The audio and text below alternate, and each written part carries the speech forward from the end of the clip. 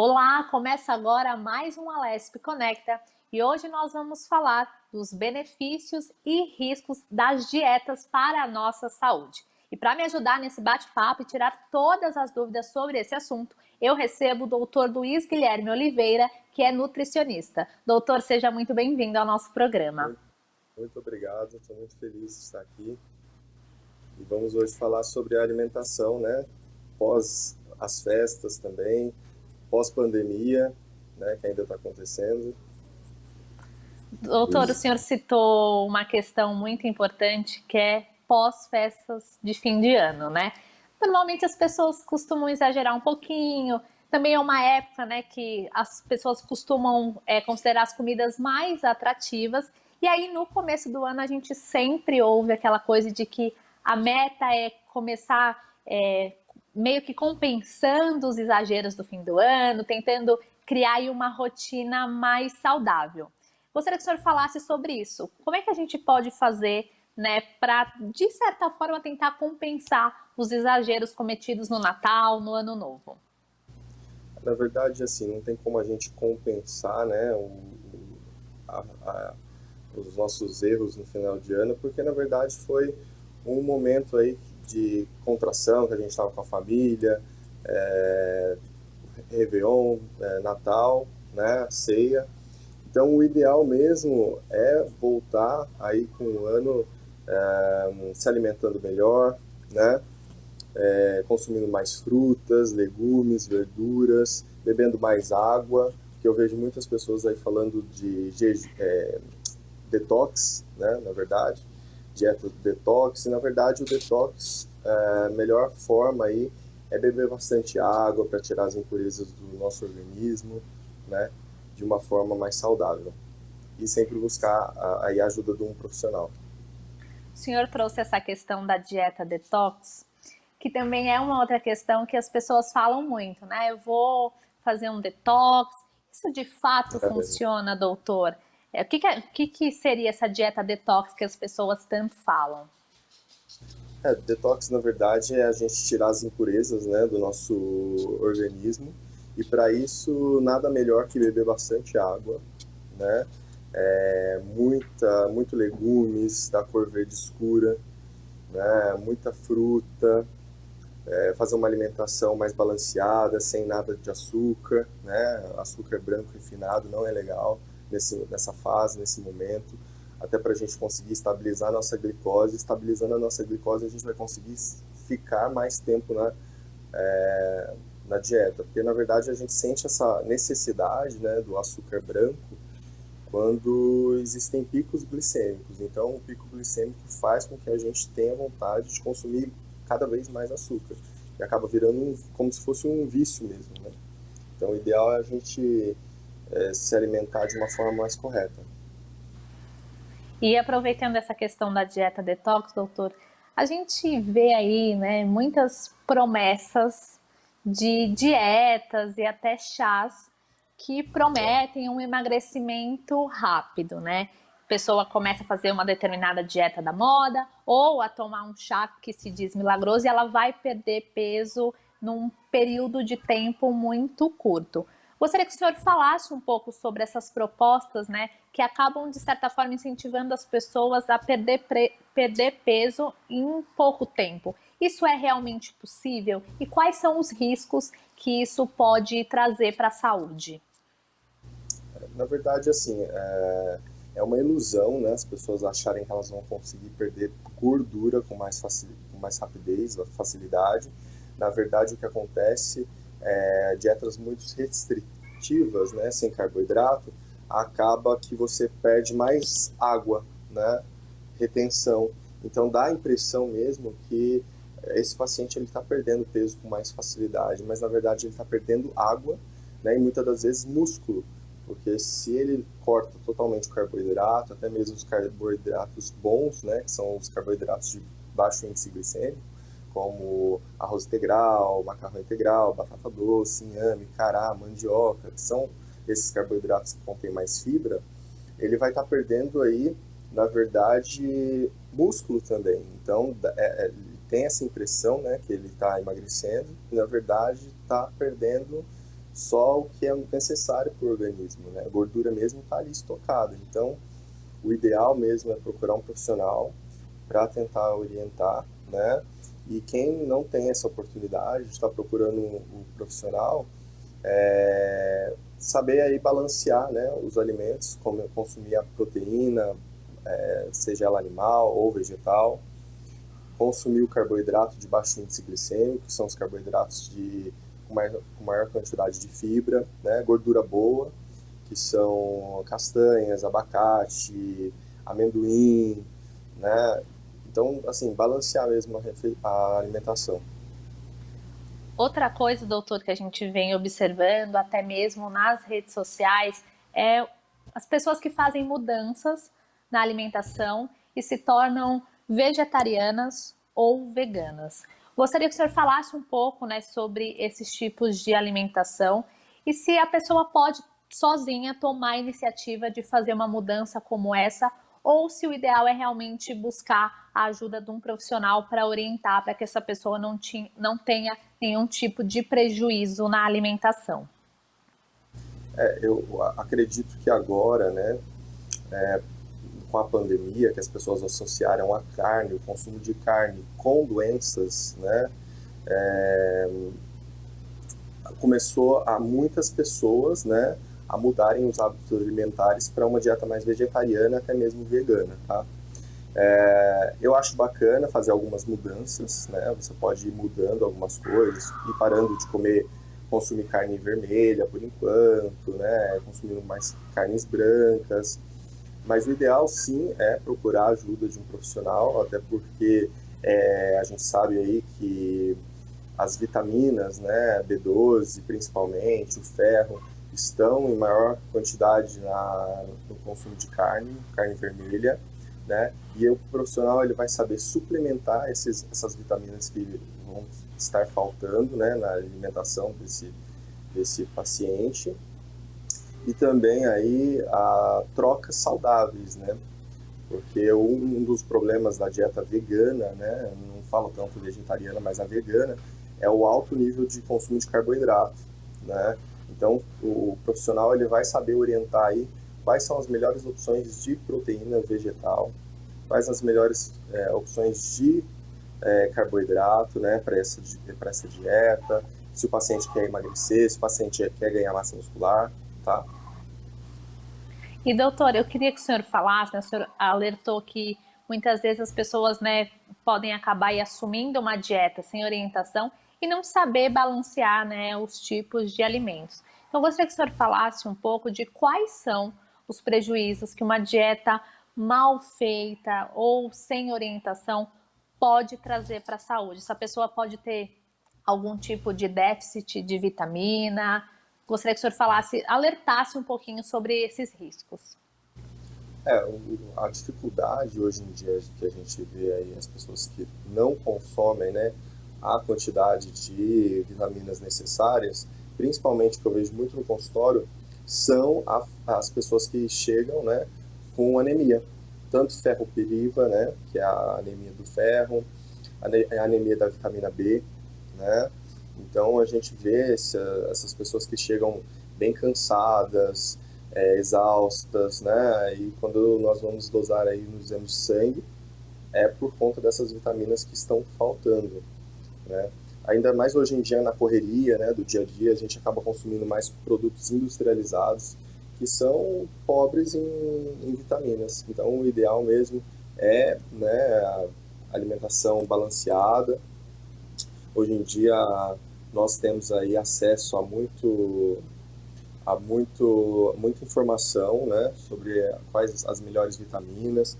Uma vitamina muito importante hoje em dia é a vitamina D, né, que é a vitamina presente aí no sol, na luz solar, né. Então hoje em dia a gente vê que é mais um hormônio, não é nem uma vitamina. E ela está aí ligada à imunidade, né. Então deixar, né, nessa época principalmente da pandemia, estamos suscetíveis a muitos vírus, né, a deixar a nossa imunidade sempre fortalecida, né? Isso é interessante, é o ideal. Algumas pessoas dizem, né, que têm dificuldades em seguir uma alimentação mais saudável, às vezes elas começam, mas isso aí acaba durando pouco tempo. Doutor, por que algumas pessoas têm tanta dificuldade de manter uma alimentação saudável? Isso aí pode ter alguma relação com as dietas muito restritivas? Com certeza, né? Essas dietas muito restritivas, você acaba tendo um déficit de vitaminas muito grande, né? Porque, na verdade, muitos pacientes que fazem esse tipo de dieta muito restritiva acabam não comendo. E, na verdade, a dieta não é deixar de comer, né? É comer, na verdade, e corretamente. Então, muitas pessoas deixam de comer. Então, tem um déficit muito grande de vitaminas, né? E a gente sabe que vitaminas como o ferro, por exemplo, hoje em dia, se você deixar faltar o ferro e tiver uma anemia muito profunda, pode causar até uma leucemia, né? Então é muito perigoso essa falta de vitamina. Não é bacana a gente ficar nessas dietas restritivas, só mesmo com a ajuda do profissional. O senhor trouxe um ponto muito interessante de que dieta não é parar de comer.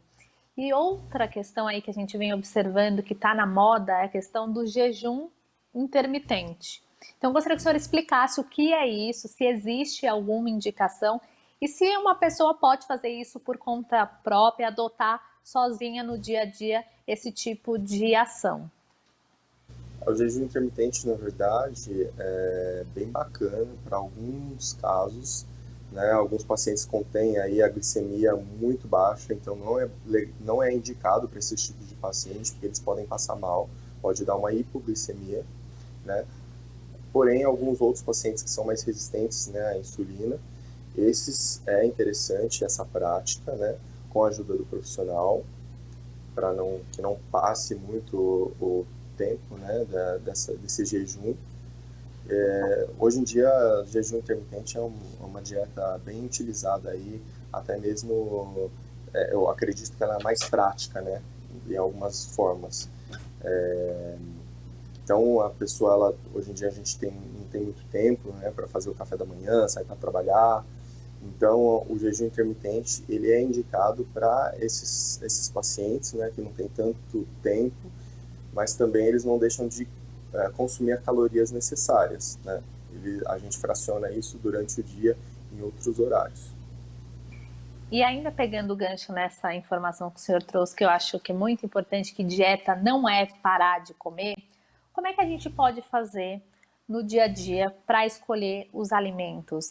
E pensando nessas pessoas que acabam consumindo um pouco mais esses produtos industrializados, quais são os elementos, os ingredientes que devem chamar a nossa atenção na hora de olhar um rótulo? Porque, doutor, para quem não é da área, né, para quem é leigo, muitas vezes a gente pega um produto, vê uma lista enorme de ingredientes, mas muitos nomes a gente não conhece, não sabe o que é. Então, eu gostaria que o senhor desse dicas. O que a gente precisa olhar num rótulo e pensar, não, esse produto é melhor dispensar?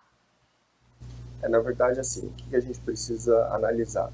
Quantidade de ingredientes que tem esse produto, né? Quanto menos ingrediente um produto industrializado tem, melhor ele é, porque ele é mais natural, né? Então a gente precisa tomar cuidado com esses alimentos industrializados que têm milhões de ingredientes, até mesmo desconhecidos por nós nutricionistas, né? Outro fator importante é se contém açúcar refinado no produto. E algumas das vezes o produto também tem alguns tipos de açúcares, né, escondidos, como glicose, frutose. Então a indústria, né, alimentícia, ela acaba colocando uns açúcares disfarçados, né, no produto para que engane o consumidor. Então a gente tem que tomar cuidado com o rótulo, sim. Sempre analisar, né, se esse alimento ele contém pouco ingrediente, se ele contém muito ingrediente, se ele contém alguns ingredientes com palavras desconhecidas, né? Então, o ideal sempre é olhar nos rótulos, sim. Às vezes o cliente acha que está comendo algum alimento saudável, né? E quando vai ver aí nos rótulos, está comprando gato por lebre, na verdade. E era exatamente sobre isso que eu ia perguntar, doutora. Às vezes a gente compra um determinado alimento porque ele tem ali na embalagem escrito light, diet, ou Tá. então fit, é, até que ponto isso de fato é saudável? A gente pode confiar nesse tipo de alimento que muitas vezes acabam chamando a nossa atenção, principalmente para quem é leigo, né? Como eu disse, que não entende muito desses nomes que aparecem nas embalagens, por ter lá esse rótulo, é light, ou é baixo em açúcares, baixo em sódio. A gente pode realmente confiar nisso? Dá para, de vez em quando, incluir esses alimentos no nosso dia a dia? Olha, incluir de vez em quando dá, mas não podemos confiar, né? Nunca. Orgânico também, muitas pessoas confundem, né? Às vezes acham que o alimento é só porque ele é orgânico, ele é saudável, ou vegano é saudável, né? Esses dias para trás um paciente meu me questionou, falou, olha, eu comprei um açúcar orgânico. Aí eu falei para ele, olha, é a mesma coisa do açúcar normal, só é orgânico, né? Então ele é tão prejudicial quanto, né? Então a gente tem que tomar cuidado com esses tipos de alimentos, principalmente porque muitas das vezes esses alimentos, quando eles tiram, por exemplo, o açúcar desse alimento, eles aumentam a gordura ou aumentam o sódio, né? Para que esse alimento não fique tão ruim para o paladar do cliente, né? Então a gente tem que tomar muito cuidado com esses tipos de rótulos que são perigosíssimos aí. E pegando esse exemplo que o senhor trouxe do açúcar, que também, querendo ou não, uma outra questão que causa muitas dúvidas, né? Porque tem o açúcar refinado, tem o açúcar demerara, enfim, existe aí uma gama de diferentes tipos de açúcar. Existe algum que é menos pior, vamos dizer assim? Como é que a gente pode fazer para analisar o que é melhor ou não? Olha, hoje em dia, né, nós devemos aí analisar o índice glicêmico desse alimento. O que é o índice glicêmico? A rapidez que o açúcar entra na corrente sanguínea, tá? Então, feitos estudos, né, o açúcar que contém menor índice glicêmico é o açúcar de coco, tá? Mas mesmo assim, a gente tem que orientar o paciente a não consumir em excesso. Nada em excesso é bacana, né, você consumir. Tudo precisa ser feito uma dosagem desses alimentos. Não é que você vai também deixar de comer açúcar para sempre, não é isso. Mas saber os momentos certos, né? Saber a hora certa, no jantar com o seu namorado, ou com a sua família, ou no aniversário, né, de alguém, de algum familiar. Nesses horários você pode se permitir comer alguma coisa que não seja tão saudável, né, que tenha açúcar, né? Mas assim, tem pessoas que acabam exagerando por conta até mesmo de ansiedade, né, que a pandemia deixou as pessoas muito ansiosas e de ficar em casa, então eles acabaram consumindo mais açúcar, né? Então saber aí dosar essa quantidade de açúcar, não precisa também parar 100%, tá, de consumir o açúcar, mas saber aí os momentos corretos de se permitir, né, a furar aí a dieta. Pegando o gancho nisso que o senhor falou, né, de tentar aí escolher alguns momentos para o consumo de açúcar, como é que seria o ideal, né, para a gente fazer no dia a dia, não só pensando no consumo de açúcar, mas a gente sabe que algumas pessoas consomem refrigerantes, frituras, alimentos que são saborosos, mas que a gente sabe que não são saudáveis. Como é que a gente pode organizar a rotina para de vez em quando e com segurança permitir o consumo desse tipo de alimento? O ideal é ter um dia, ter uma refeição. Como é que a gente pode fazer isso da melhor forma possível no dia a dia? Uma dúvida muito frequente, né, no consultório, que os pacientes me perguntam quando eu posso sair da dieta, né? Quando eu posso consumir alguma coisa fora do meu plano alimentar. Você pode consumir toda vez que você tiver um aniversário, um churrasco, um casamento, né? O que não é legal você fazer e se tornar isso um hábito. Então, às vezes, durante o trabalho, no meio da semana, de tarde. Então, assim, tem pessoas que elas acabam exagerando, né? E o nada exagerado é legal. O ideal é sempre a gente manter aí uma alimentação saudável e se permitir em alguns momentos.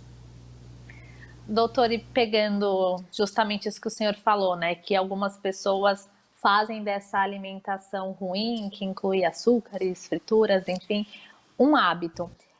O que é melhor? É a gente tentar manter esse balanço, vamos dizer assim, ao longo da semana, do que fazer uma dieta pontual do ponto de vista de resultados, né? Pensando naquela pessoa que de repente quer perder um pouco de peso. É melhor tentar já estabelecer um hábito ou essas dietas pontuais podem trazer algum tipo de benefício? Como é que a gente faz, né, nessa questão? Porque a gente fica em dúvida, né? Algumas pessoas não conseguem fazer da alimentação saudável um hábito, mas se for uma dieta pontual, essas pessoas acabam fazendo. O que de fato é melhor?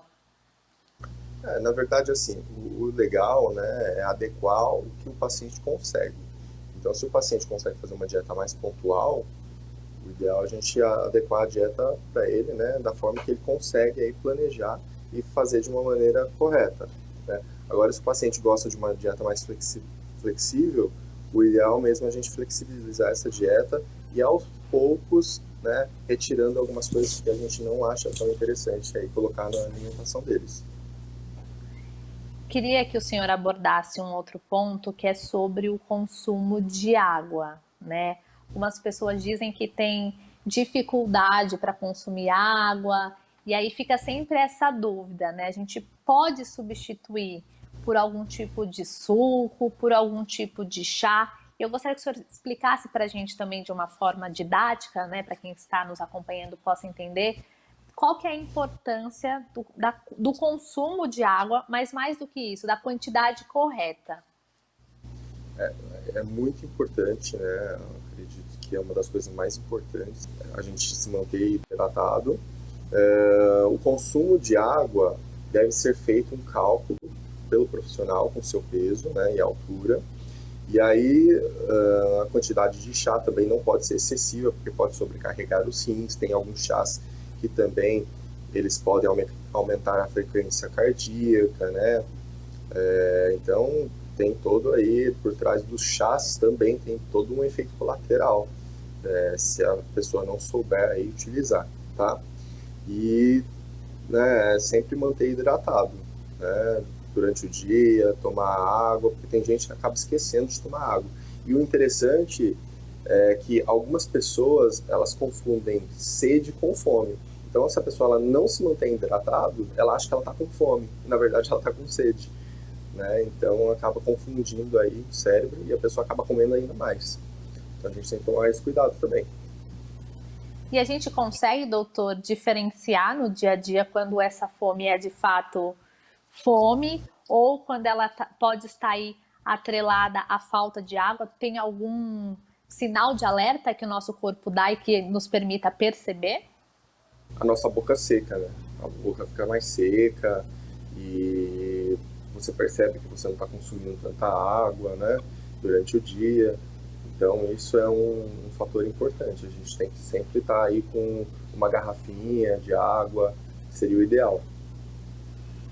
Doutora, eu gostaria que o senhor prestasse um serviço para quem está nos acompanhando e falasse assim, de forma geral, né, sem levar em conta essas dietas da moda ou algumas necessidades mais específicas, mas pensando assim, de modo geral, como é que tem que ser a nossa alimentação no dia a dia? Quais são os elementos que não podem faltar para que a gente consiga realmente suprir todas as necessidades do nosso corpo?